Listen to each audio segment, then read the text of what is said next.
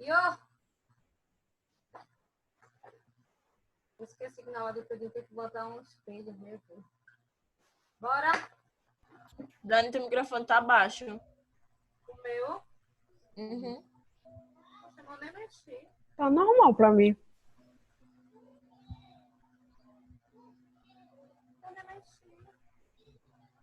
Vou voltar tudo de novo para explicar a região dos Balcãs. Bora lá.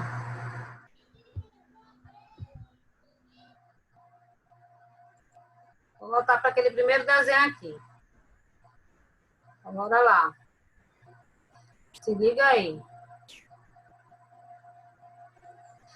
Essa região chamada de Balcãs, localizada ali na Península Balcânica, ela é localizada entre o Mar Adriático, o Mar Negro e abaixo está o Mar Egeu. Então, é uma região que tem acesso a 3 mares, tá? Adriático, Negro e o Egeu. Entre eles, o que é bem importante é o Mar Negro, porque ele liga o Oceano Atlântico. O Mar Negro ele vai entrar em contato com o Mar Mediterrâneo e, por sua vez, acaba entrando ali no Oceano Atlântico. Mar situado, liga o Oceano Atlântico através do Mar Mediterrâneo e o Mar Egeu, tá? Ele acaba ligando ali por diversos estreitos. Então, tem uma região que é importante, principalmente porque vai dar acesso ao Mar Mediterrâneo, que, por sua vez, vai ter contato com diversos estreitos pelo Mar Egeu e vai chegar no Oceano Atlântico. Então, é uma região que é muito importante, principalmente para desembocar em outros oceanos. Então, durante o século XIX e o século XX, essa região era dominada por esse povo chamado do Império Turco-Otomano. Porém, eles começam a entrar com um processo de decadência e vai abrir espaço para rivalidades políticas na região, tá? O que acontece? Nessa região aí, que era dominada pelo Império Turco-Otomano, existiam vários povos, todos de origem eslavas, como os bósnios, os croatas e os sérvios, que vamos colocar assim, primo, tá? Primo linguístico dos russos. Por isso que queriam formar a grande nação eslava. Todos eles tinham características pan-eslavas, ou seja, era primo, vamos colocar assim, primo étnico, tá? Então, o nacionalismo queriam formar os grandes povos eslavos para, no futuro, formar uma grande nação e essa nação seria englobada pelo Império Russo. Ok, falei sobre isso. Vamos para aqui. O que é que rola? Essa região do Balcãs era interesse da Áustria-Hungria, que há muito tempo dominava parte da Península Balcânica. E essa região, além de ter interesse da Áustria-Hungria, também tinha interesse da Alemanha, mas aí a gente está falando dos países que eram alinhados. E qual era o interesse da Alemanha na região? A Alemanha, como havia se industrializado, precisava de recursos energéticos. Como o quê? Como carvão, como petróleo. E aí, essa região era interessante para ela porque ela conseguia chegar por essa região no Oriente, principalmente ali na cidade de Bagdá, onde existem muitas reservas de petróleo. Então, qual era o interesse da Alemanha nos Balcãs? É simples. A Alemanha tinha um interesse na região dos Balcãs para poder chegar lá no Oriente.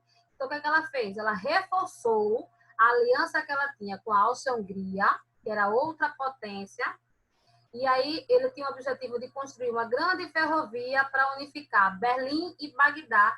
Essa ferrovia aqui se dava o nome de Ferrovia Berlim-Bagdá. Então, a gente tem aí o Império Austro-Húngaro com interesse, já tinha determinada dominação no local, que era aliado da Alemanha, que gostaria de fazer essa construção dessa ferrovia para chegar lá nos recursos energéticos para ela, e tinha os povos eslavos, né, vamos colocar assim, primo dos russos, que diante do nacionalismo queriam formar a grande nação eslava. Então, é evidente que existia na região diversos conflitos diferentes. E aí, o que rola? O Império Austro-Húngaro, o que ele faz? Ele se une com a Alemanha para neutralizar os interesses da Rússia nessa região. Os interesses da Rússia era justamente ter acesso ao mar. e utilizava o pretexto de formar, aquele pretexto ideológico, de formar uma grande nação eslava. Então, não era apenas os interesses dos russos que estavam ali, tá? Tinha interesses de outros países.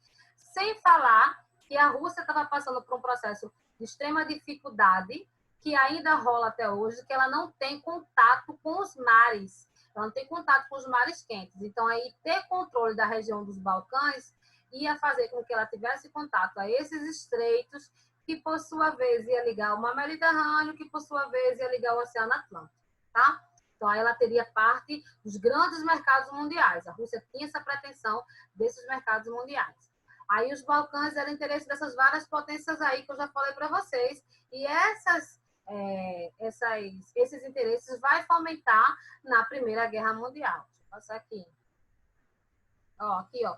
A Rússia queria ter acesso a esses mares quentes aqui, pegando os estreitos que daria o mar Mediterrâneo, que ligaria o Oceano Atlântico. Aqui. Bora lá. E pensando sobre essas relações de potência, né? A Alemanha era um país relativamente recente, como eu já disse a vocês, e aí ela tinha esse objetivo expansionista. O que é que vai fomentar ainda? Nessa região existia esse país aqui, ó, chamado a Sérvia. Nessa região dos Balcãs existia um país chamado de Sérvia. A Sérvia já era um país que tinha independência. E aí os outros países eslavos que eu já falei para vocês pretendiam também essa independência. Então, o que a gente tem aqui? A gente tem uma Rússia com a intenção de formar uma grande nação eslava e no pretexto de ter acesso ao mar Mediterrâneo para chegar ao Oceano Atlântico.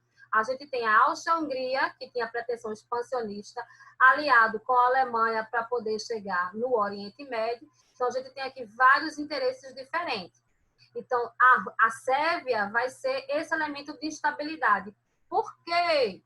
Por quê? Porque ela já era independente e ela vai levantar aquela bandeira da Rússia, aquela ideia de que os povos eslavos têm que ser unidos sobre o mesmo grupo, sobre o mesmo país. Ok? Até aqui? Então, vamos lá. Por ela ser uma nação patrocinada na ideologia da formação de um grande país eslavo, unindo diversos países por causa da mesma etnia. Nessa região incluía também os bósnios, que também indiretamente, né, eram indiretamente patrocinados pelaquela influência da Rússia de formar uma grande nação eslava. Então, o que acontecia? Aqueles países que estavam aqui, que buscavam a sua independência para formar o pan-eslavismo, eles tinham como exemplo a Sérvia, que já era um país independente e também fomentava aquela ideia de formar uma grande nação eslava. Vamos continuar, para ficar mais fácil. E aí a gente viu o quê? Vários conflitos diferentes e, consequentemente, a Alemanha, né, tinha o objetivo de ter o controle no local. E aí, o que ela vai acontecer? Ela vai influenciar que a Áustria-Hungria anexe a região da Bósnia, o que dificultava os planos, principalmente dos povos eslavos, de formar uma grande nação eslava, assim como também da Rússia, de ter um local que ela pudesse ter acesso aos mares, uma vez que a geografia do seu território não permitia isso. Então, os sérvios gostariam que a Bósnia passasse para fazer parte da sua ideologia de formar uma grande nação eslava. Os bósnios queriam fazer parte dessa grande nação eslava, porém eles estavam anexados, eles foram dominados pela Áustria-Hungria. Aí o pau cantou. Aí não teve dúvida, o pau cantou. Olha aqui, ó. E aqui a gente vai encontrar essa figura aí. O que acontece? O evento trágico que deu início à Primeira Guerra Mundial. E o que aconteceu? Esse homem aí, esse bonequinho aí, era o herdeiro do trono da Áustria-Hungria, aquela que era aliada da Alemanha, que anexou a Bósnia, que frustrou os planos dos países eslavos de formar uma grande nação eslava. Esse homem aí chamava-se Francisco Ferdinando. E no dia 28 de junho de 1914, esse senhor aí decidiu simplesmente desfilar numa região que era palco de conflito. Ó, o Império Austro-Húngaro invadiu e dominou aqui, ó. Dominou a Bósnia e aí frustrou aquele plano da Sérvia, que era fomentado, alimentado pela Rússia, de formar uma grande nação eslava. A Bósnia foi anexada pela Áustria-Hungria. E aí o herdeiro do trono, no meio desse conflito, desse fundo todinho aqui, decide passear com o carro aberto. E aí não tem outra escapatória. Quando ele vai para a cidade de Sarajevo, né, ele querendo demonstrar, né, o poderio do Império Austro-Húngaro, demonstrar que existia superioridade, e a superioridade era do Império Austro-Húngaro, ele foi assassinado por um homem chamado de Gavrilo Princip, que era um membro de uma organização terrorista que queria formar uma grande nação eslava. Aí, o que aconteceu? No meio desse furdunho aí todinho, ele decide viajar com o carro aberto. Oxe, é assassinado. E aí vai ser o conflito, vai ser o estopim para a Primeira Guerra Mundial. O crime, o Império Austro-Húngaro acaba atribuindo ao crime a Bósnia e se declara a Bósnia, consequentemente, a gente vai ter por trás a Sérvia, e, consequentemente, por trás vai estar a Rússia. Esse jovem que cometeu esse crime, ele fazia parte de um grupo chamado de Mão Negra, que, na visão do Império Austro-Húngaro, na visão do Império Alemão, era como se fosse um grupo terrorista. E aí, esse evento deu a Primeira Guerra Mundial. Como? Simples, sistema de aliança. A gente tem que lembrar aqui, ó, do sistema de aliança. O que é que vai rolar? O herdeiro Francisco Ferdinando é assassinado tá? O Império Austro-Húngaro vai e declara guerra à Sérvia, porque diz, ó, você está patrocinando, você patrocinou esse grupo que quer formar uma grande nação eslava, a Mão Negra, você patrocinou esse grupo. Consequentemente, aqui, ó, se o Império Austro-Húngaro declarou guerra à Sérvia não fica sozinha, chama a Rússia para o pau. Por sua vez, quando a Rússia entra, o Império Austro-Húngaro faz o quê? Chama a Alemanha. Está aqui, ó, formada a Primeira Guerra Mundial. Vou repetir, se liga aqui, ó, sistema de aliança. Ó, existia a ideia de formar uma grande nação eslava. Essa ideia era alimentada pela Rússia. E a Sérvia era o melhor exemplo, porque entre esses países eslavos, aqui, ó, a Sérvia era independente. Então, os outros países tinham essa mesma ideologia de se transformar independente e, no futuro, formar uma grande nação eslava. Esse plano foi frustrado. Por quê? Porque a Áustria-Hungria vai, invade e domina a Bósnia. E, para mostrar a superioridade da Áustria-Hungria na região, o herdeiro do trono decide passear em carro com o céu aberto, como eu mostrei aqui a imagem para vocês. Aqui, ó. Decide passear com o carro aberto. E aí, o que é que rola? Ele vai ser assassinado. Ele é assassinado por um jovem que fazia parte de um grupo chamado Mão Negra, e esse grupo buscava formar uma grande nação eslava. Aí, o que é que vai acontecer? A Primeira Guerra Mundial. Por quê? Como o herdeiro do trono é assassinado, o Império bota a culpa em quem? Na Sérvia. A Sérvia é aliada da quem? Da Rússia. Então, a gente tem de um lado o Império Austro-Húngaro declarando guerra à Sérvia. A Sérvia era aliada da Rússia. A Rússia entra na guerra. O Império Austro-Húngaro é aliado da Alemanha. A Alemanha entra na guerra. Então, a gente já tem aqui, ó, 4 países que fazem parte desse conflito. Lembrando que a França já tinha conflito com a Alemanha. Lembra da Alsácia-Lorena? Então, aqui a gente tem a Sérvia, a gente tem a Rússia, e agora a gente vai ter a França, porque do outro lado está um inimigo comum. Do outro lado está a Alemanha. E aí, meu velho, está o cenário perfeito para a Primeira Guerra Mundial. Então, a gente vai... Sim, e quando a França entra, depois também a Inglaterra entra, mostrando um sistema de alianças. Ok? Ok, gente? Então, um problema local ali na região dos Balcãs, um problema local, né? Levou o assassinato de Francisco Ferdinando, que era o herdeiro do Império Austro-Húngaro, mas devido ao sistema de aliança, veio em escala global. Entenderam a parada ou não? Deixa eu olhar aqui as conversas. Cadê? Deixa eu ver. Uhum, deu para entender sim, Dani. Se quiser, eu vou repetir. Direitinho vou agora. repetir. Deixa eu ver aqui.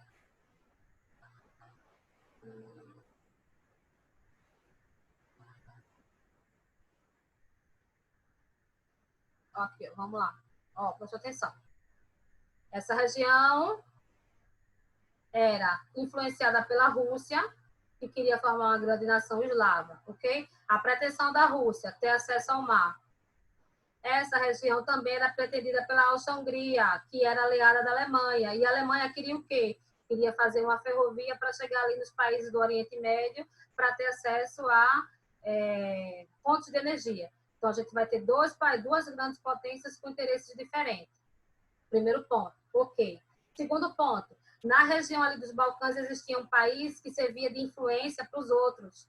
Também influenciado pela Rússia, a Sérvia era independente, que queria unir os países eslavos nessa grande ideologia de a grande nação eslava, tá? Mas a Bósnia acabou sendo invadida pela Áustria-Hungria, tá? Que frustrou os planos da Rússia em formar aquela grande nação sérvia. O que acontece? O herdeiro do trono daqui decide visitar aqui, ó, decide visitar em um carro a céu aberto. Ele é assassinado no dia 28 de junho de 1914, lá em Sarajevo, na Bósnia, aqui, ó, na região que ele dominou. E aí, o que é que vai acontecer? Vai acontecer que a Áustria vai declarar guerra à Sérvia. Lembra? Ela vai dizer que a Sérvia, por patrocinar esse grupo Mão Negra, foi ela que acabou influenciando na morte do príncipe herdeiro. Então, a Áustria declara guerra à Sérvia. A Sérvia é aliada da Rússia. A Rússia entrou na guerra. A França tinha como inimigo comum a Alemanha. Entrei na guerra também. A Grã-Bretanha, a Inglaterra, também já tinha conflitos com a Alemanha. Lembra? Que eles, desde o período da paz armada, já estavam se industrializando, já estavam fortalecendo seu exército. Eu já formei aqui, ó, um trio de potências da Primeira Guerra. A Áustria, aliada da Alemanha, minha amiga entrou no pau, eu entro junto. A Alemanha entra também e depois entra a Itália.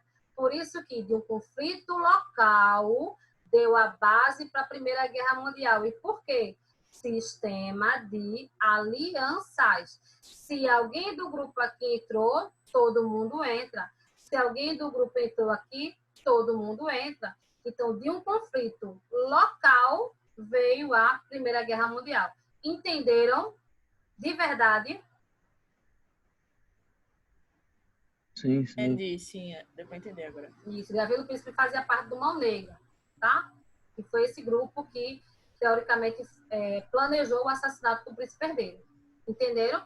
Foi um conflito local. Então, se eu botar na prova, o estopim para a Primeira Guerra é fácil, o assassinato do príncipe herdeiro do Império Austro-Húngaro. Agora, se eu mandar você explicar, vai ser esse samba do crioulo doido mesmo. Essa ideia aí de que, de fato, era um conflito local e acabou fomentando em um conflito de escala mundial. Então, bora lá continuar.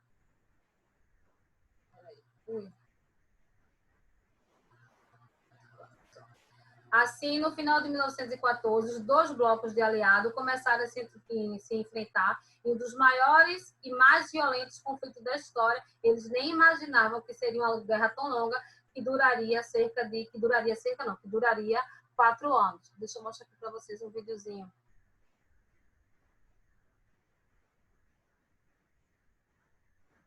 Se não entendeu, não tem problema, eu repito 1000 vezes, porque eu sei que é complicado entender a região dos Balcãs ali. Peraí, deixa eu ver o que esse vídeo fala.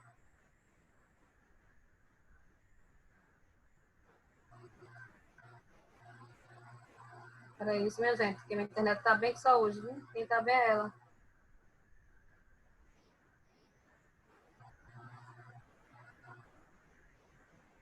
Cadê? Onde é que tá o vídeo? Peraí. Aqui, peraí.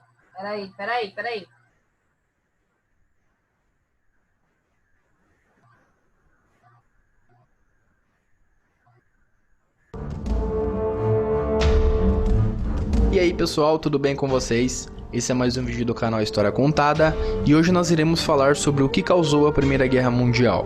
Caso você não saiba, hoje, dia 28 de julho, é comemorado o aniversário do início da Primeira Guerra Mundial.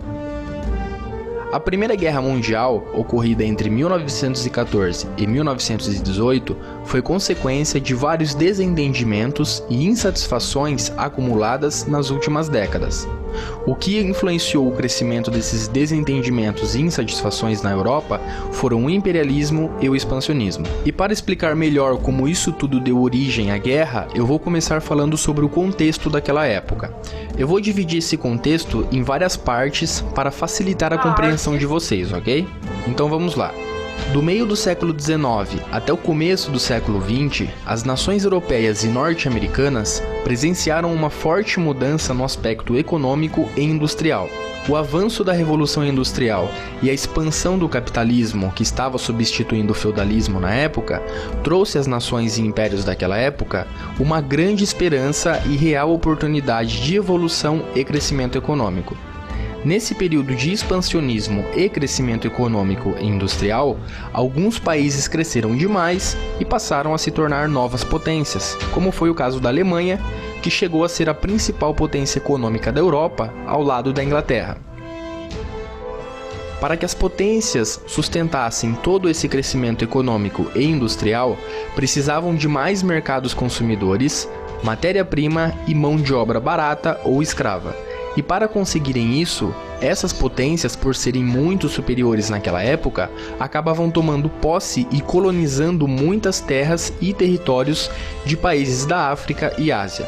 Esses territórios eram por muitas vezes de interesse de mais de uma nação, e isso causava muitos desentendimentos e tensões entre os países e impérios naquela época. Quando a França foi derrotada na Guerra Franco-Prussiana, teve que ceder ao Império Alemão a região da Alsácia-Lorena, além de pagar indenizações. Isso tudo causou um enorme sentimento de revanchismo na França. A Guerra Franco-Prussiana é um dos exemplos de conflitos que causaram muitos desentendimentos e revoltas. A paz armada e corrida armamentista marcam o período em que as potências europeias estavam se armando e se preparando para possíveis conflitos. Como já citei anteriormente, pessoal, naquela época haviam muitos desentendimentos e interesses particulares, então as nações e impérios procuravam estar sempre prontos e preparados para se defenderem. Então, pessoal, podemos concluir duas coisas.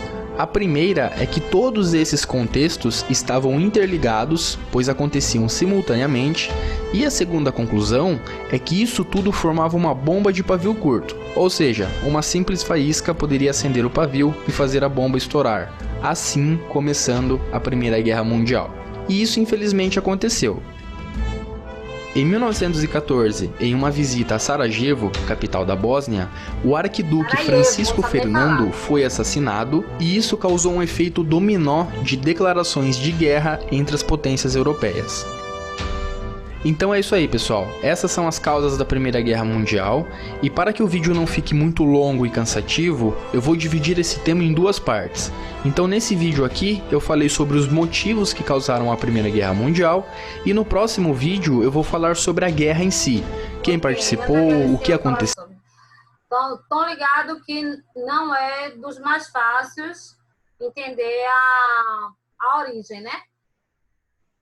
Se eu falar de uma maneira bem genérica, você vai dizer, Dona, quando o assassinato do príncipe Francisco Fernando ocorreu. Massa. Mas se eu mandar tu explicar, o bicho vai pegar, porque tu vai ter que falar todo o conflito do Balcãs, que a região dos Balcãs era alvo de interesse da Rússia, que era alvo de interesse da Alemanha, e quem invade vai ser o aliado da Alemanha, que é o Império Austro-Húngaro, e aí o filho do herdeiro do trono vai passear na região dos Balcãs, que eles dominou e frustrou os planos de formar uma grande nação eslava, é assassinado, e aí, meu velho, o pau canta, porque aí foi o palco da Primeira Guerra Mundial. Mas aí vocês não se preocupem, porque toda aula eu volto um pouquinho para falar sobre isso, e vou pedir para vocês fazerem um mapa mental para vocês entenderem melhor como essa parada desenrolou.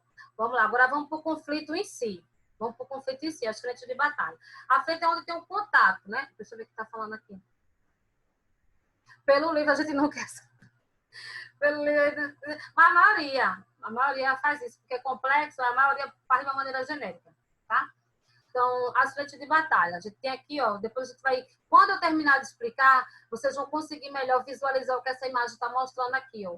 A frente aqui, ó, contato entre países opostos, com ideologias diferentes, tá? Vai ficar mais fácil. Eu vou primeiro mostrar, depois eu explico e a gente volta para olhar de novo, ó. Aqui as frentes, ó. Ok, dos países centrais, que a gente chama de entente, né? e dos aliados. Posso chamar central e entente, é a mesma coisa, tá? Dos países aliados. As frentes aqui, ó. A França vai ser palco, por isso que ela sai tão devastada da Primeira Guerra. Ela é palco do contato entre os aliados e a entente. Vamos lá. As frentes de batalha. Os blocos do país central, que eu posso colocar aqui também, entente. Se dividiu em duas frentes de batalha contra os aliados. Na frente ocidental, combatiu as tropas da Inglaterra, França e Bélgica. Como assim, Dani? Deixa eu explicar para vocês. Ó. Os campos de batalha na parte oeste da Alemanha, a gente chama de frente ocidental. Então, o que aconteceu? Eles esperavam conseguir uma vitória muito fácil, e aí, em 1914, eles fizeram um avanço sobre o território. Esse avanço a gente chama, que ele acabou sendo frustrado na Batalha de Marne, no Rio da França. Deixa eu mostrar para vocês aqui a imagem, para ficar mais fácil vocês entenderem. Espera aí.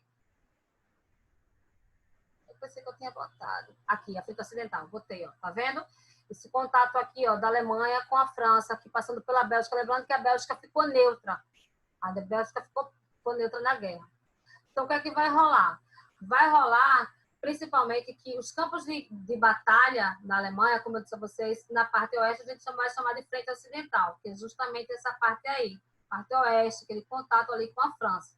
A Alemanha, quando ela invade essa região aqui, essa frente aqui, cadê? Essa frente aqui, ela acha que vai ser muito fácil, mas muito pelo contrário, ela vai enfrentar grandes resistências, e inclusive elas foram obrigadas a recuar em uma batalha que a gente chama de Batalha de Marne, que é um rio lá na França, que é quando a Alemanha que achava que ia conseguir avançar muito rapidamente e lograr logo isso, pelo contrário, ela vai ser frustrada. O exército dos alemães dessa frente ocidental iniciaram uma guerra que durou 4 anos, que a gente vai chamar de Guerra de Trincheira. Preste atenção, o que é que rolava? Eles achavam que eu conseguia aqui, ó, adentrar muito fácil nessa região, mas aí eles foram impedidos. E uma batalha chamada de Batalha de Marne, eles tiveram que recuar. Mas o que eles fizeram? Eles voltaram para o seu território? Não, eles cavaram, fincaram. Isso a gente vai chamar de Guerra de Trincheiras, que é o que vai caracterizar muito a Primeira Guerra Mundial. Cada lado, cada frente, no lugar, não, a gente pensa que recuar significava que ele ia voltar para casa. Não, eles cavam esses buracos no solo que a gente vai chamar de trincheira. E no meio, entre um buraco e outro, tem uma área que a gente vai chamar de terra de ninguém, que era justamente o local onde eles cobriam de arame farpado, que ficava entre um buraco de trincheira e outro. Ambos os lados usavam já material bélico desenvolvido para a época, que eram as metralhadoras, os disparos eram rápidos. Então, o que acontece? As pessoas tinham que ficar abaixadas nesse buraco. Deixa eu ver o que estão falando aqui. Meu áudio está baixo? Meu áudio está baixo, é? Melhorou? Melhorou. Ó, se liga aqui, ó. Vou repetir, ó. Essa frente aqui, a gente vai chamar de frente ocidental, tá? É quando a Alemanha, a Alemanha tem duas frentes, ó. Ela tem de um lado a Rússia, ó. De um lado ela tem a Rússia, inimiga dela, e do outro lado ela tem a França. Ela tem que passar pela Bélgica, mas a Bélgica se faz neutra, tá? Depois ela entra pro lado dos aliados. O que é que rola? Aí, o que ela faz? Ela tem duas frentes. Ela tem a frente ocidental e a frente oriental. Quem é a frente oriental? A Rússia. Quem é a frente ocidental? A França. Tá ok? Então, ela invade a região da frente ocidental, achando que vai conseguir facilmente, mas aí ela vai encontrar resistência na batalha que a gente chama de Batalha de Marne. Ela vai fazer o quê? Ela vai voltar? Claro que não. Ela vai ficar ali e vai fincar buracos. Vai ficar buraco no chão, que a gente chama isso de trincheira. Alguma dúvida em relação a isso? Ninguém retrocede, todo mundo fica. Ninguém retrocede, todo mundo fica. O problema é que como é que eles vão ficar? Eles vão cavar buracos para se proteger. Se os tiros são de metralhadoras, como é que você vai ficar num espaço visível, sendo alvo fácil? Você vai fazer buraco. E esse buraco no chão é o que a gente vai chamar de trincheiras, que vai caracterizar a Primeira Guerra Mundial. Essa batalha que eu disse a vocês, que foi a Batalha de Marne, foi essa que deu, teoricamente, o recuo da Alemanha, e com isso eles fincaram esses buracos no chão, que é o que a gente chama de trincheira. Lembrando que entre as trincheiras de países opostos existia uma vala com arame farpado, que a gente chama de terra de ninguém, é como se fosse para fazer uma divisa. Foi tão disputada que eles disputavam palmo a palmo, território a território. E como as pessoas não podiam ser alvo fácil, elas tinham que ficar em buracos, que é o que a gente chama de trincheira. Nessa parte ocidental, além da Batalha de Marne, a gente também tem que chamar atenção para outra batalha, que chama a Batalha de Somme, que ocorreu também perto de um rio lá na França, que ocorreu nos meses de julho até novembro. E nessa batalha, ela chama muita atenção para a Primeira Guerra Mundial, porque 600 mil soldados aliados foram mortos, feridos ou capturados. Então, o que aconteceu? A frente alemã conseguiu um avanço de 8 quilômetros. Dani, 8 quilômetros só, mas a gente está falando, meu velho, que era guerra de trincheira, de buraco, tá lá embaixo, porque se tu levantar, tu leva chumbo. Então, 8 quilômetros significava muito no contexto da Guerra das Trincheiras. Ok até aqui? Ok até aqui? Ok. Sim, ok. Então, ambos os lados, todo mundo tentava um jeito de ser superior nesse sentido da trincheira aí. Uma coisa que eu vou chamar a atenção para vocês, que o livro de vocês não fala, mas se liga aí nisso aí que eu estou falando, os alemães começaram a utilizar pela primeira vez na guerra elementos químicos. Eles utilizavam cloro. Cloro, Dani? Cloro. Que eles utilizavam cloro, mas não como a gente conhece hoje, né? Esse elemento químico e tal, que purifica a água. Não. Eles utilizavam como gás. Aí o que é que rolava? Como o gás é um elemento químico e tem um cheiro muito forte, ele acabava virando venenoso para a vida da galera que estava lá. Por quê? Deixava os olhos embaçados, tapava as vias respiratórias e aí ficava muito mais fácil para o ataque. Então, o cloro que a gente conhece hoje, que a gente utiliza para limpar e tal, foi utilizado na Primeira Guerra Mundial como uma arma de guerra. Hoje em dia, a gente sabe que é utilizado para desinfectar doenças, a gente sabe que é usado assim. Para você ver como a Primeira Guerra Mundial tinha que ser ardilosa, as pessoas tinham que inventar outras formas de combate. Contra os aliados, depois de os dois lados começaram a usar arma química. Começa com a Alemanha utilizando isso, o cloro, mas depois, infelizmente, os dois lados começam a utilizar armamentos de cunho químico, cada vez mais para conseguir uma forma de êxito, já que o território era disputado pau a pau, inclusive vão desenvolver máscaras. Eu coloquei até uma imagem aqui, ó, no final. Cadê? Ó, vão desenvolver máscaras justamente para poder desse tipo de elementos químicos, como o cloro, que acho que é tão comum, mas na época era usado como gás, tá? Porque tapava a respiração e deixava os olhos nebulosos, ficava mais suscetível ao ataque. Então, vai desenvolver uma série de defesas e ataques. Então, desenvolve, por exemplo, máscaras por causa desses ataques químicos, mas eles também vão desenvolver um veículo blindado. Pela primeira vez na história, um tanque blindado é utilizado no contexto da Primeira Guerra Mundial.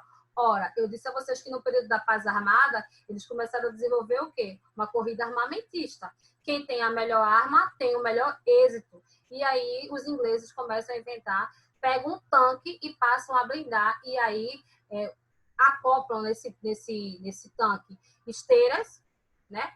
Para poder passar no arame farpado. Por que a gente vê naqueles tanques, tem aquelas esteiras ali? Primeira Guerra Mundial, porque eles precisavam criar um automóvel, um veículo que pudesse passar pelo arame farpado. Como é que ele ia passar com o pneu ali? Então, aí eles desenvolvem o tanque. Por isso que eu falei para vocês, a guerra, ela trouxe essa ideia de que é massa e tal. O homem precisou usar o seu intelecto, infelizmente, para matar o outro, porque o êxito da guerra é matar o outro, é conquistar o outro território e, consequentemente, vidas se perdem.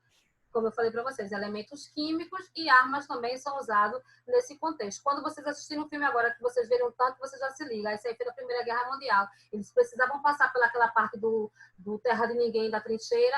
Como é que eles iam passar com pneu? Ia estourar arame. Então, eles desenvolveram esteiras para colocar em tanques, e a Inglaterra ainda, além de desenvolver isso, ainda consegue blindar.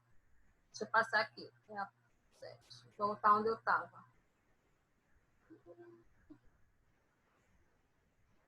Pronto. Na frente ocidental, já falei para vocês, aquele ataque ali, principalmente a França, né? Era a frente ocidental. Na frente oriental, a gente já está vendo aqui, ó, que é a Rússia, outro fumo, né? A frente oriental é justamente essa parte aí da Rússia. Então, os campos de batalha a leste, que a gente chama de frente oriental, eles se moviam com muito mais rapidez. Se lá na frente ocidental eram as trincheiras, lá na frente oriental ficava mais fácil o exército se movimentar. Em 1914, os exércitos russos entraram até o oeste da Alemanha, também ali pela Áustria-Hungria. Em 1915, os alemães conseguiram se defender. A Bulgária também entra como parte dos países centrais, vão somar força com a aliança, e aí começam diversos países a entrar. Entra a Grécia, o Império Turco-Otomano, que o autor de vocês falaram, que hoje a gente chama de Turquia, acaba aderindo. Ou seja, começa uma anexação maior de países, especialmente nessa frente oriental. Diversos países que fazem parte do que hoje a gente chama de Oriente Médio vão entrar no conflito também. Vamos para as fases da guerra. As fases da guerra. Então, vamos resumir aqui, tá? Na frente ocidental, foi mais morosa, trincheira. A Alemanha não consegue expandir seu território, a França defende, como é que vai fazer? Volta nada, cava buraco, trincheira. Já aqui na frente oriental, ela foi mais rápida e conseguiu anexar foi no período que diversos países entraram também no contexto da Primeira Guerra Mundial. Aumenta o número de países envolvidos. Tá? Aqui, ó, as trincheiras. Se ficasse em cima, era alvo, metralhadora. A fase da guerra. A gente divide a guerra em 3 fases. A primeira fase é a mais fácil, a guerra de movimento, quando os países estavam se articulando, né? Lembra que ela foi uma guerra terrestre. A segunda guerra vai ser uma guerra muito aérea. Na primeira, ela vai ser uma guerra terrestre, tanto que desenvolve a trincheira. Aí depois entra essa segunda fase, que é a guerra de trincheira, justamente por causa da Batalha de Marne. A Alemanha não recua, a França consegue se defender, cava as trincheiras. E a última fase, que é chamada de fase de movimento, ou alguns autores colocam como desfecho. Então, a gente sabe que a Primeira Guerra Mundial teve 3 fases. Primeira, guerra de movimento. As potências estão se articulando. Segunda, não tem mais para onde ir. Vai voltar, não vai voltar. Cava buraco, trincheira, fase mais longa da guerra. E a última é de movimento, ou que a gente pode chamar também de desfecho, que é a parte final da guerra. Alguma dúvida até aqui? Não. Então, se liga. Guerra de movimento, os países estavam se articulando. A segunda é trincheira, que foi a maior parte, foi a fase mais longa da guerra, foi aquela fase do impasse, disputa palmo a palmo, tá? Nas trincheiras, ali, os soldados ali morriam, depois eu vou falar sobre isso para vocês. Eram valas, eram buracos, não tinha tempo para cerimônia fúnebre, não. Ali, se entrasse morto, ficava ali também. Foi o período mais violento da guerra, o mais longo e o mais violento. Nesse período aí, foi a fase mais periclitante da guerra. Por quê? Porque dentro dessa vala, dentro desse buraco de trincheira, eles passavam fome, frio, péssimas condições de higiene. Eu vou mostrar para vocês aí que eles comiam ratos, porque tinha muito rato. Os ratos passavam pelos corpos que estavam putrificando no meio à trincheira, viviam em meio à lama, como eu falei, rato, piolho, que dava o quê? Todo tipo de doença. Era a fase mais longa e a fase pior da guerra, porque estava disputando palmo a palmo, ninguém cede, estava buracos. Ok, e os corpos que estão em conflito? Essa pessoa que morreu. Vamos tirá-la, vamos fazer uma cerimônia fúnebre. Claro que não. Ali ficava, ali era contra toda a contaminação de doenças. Quer falar, amiga? Acabou, foi? Acabou. Deixa eu terminar essa última. E a última, que é o que foi o desfecho ou a fase final. O principal marco dessa última fase aqui, ó, é quando os Estados Unidos entram. Ó. Aqui a gente vai ver em 1917 a Revolução Russa, que vai levar a Rússia a sair, e os Estados Unidos entrar. Próxima aula eu falo um pouquinho, aí vou explicar para vocês. Aqui, ó, os ratos da fase da trincheira, ó, piolho, parará, os Estados Unidos entrar na guerra, o papel das mulheres na guerra. Eu vou falar também sobre os armamentos e tal. Para casa você vai fazer um mapa mental para mim, explicando como ocorreu aquele conflito local que deu origem à Primeira Guerra Mundial. Aquele conflito lá dos Balcãs. Você faz um mapa mental. Quem não conseguir, estou com dúvida, Dana, a gente vai tentando explicando devagarinho aqui. Vocês entenderam até onde eu falei de verdade? Sim, Vou sim. falar sobre o Natal nas trincheiras. Vou falar. Vou falar sim. Ô, Dani, aí vai fazer na próxima aula e a gente mostra, né, na câmera assim, Isso. explica E direitinho. tenta Né? falar, né? Tenta falar, para entender. Porque Uhum. todo mundo sabe que o estopim foi o assassinato do príncipe herdeiro. Sim, mas por quê? Aí ninguém sabe explicar. Entendeu? Entendi. Façam um mapa mental. Tchau, pessoas. Tchau, Dani. Tchau. Beijos. Tchauzinho.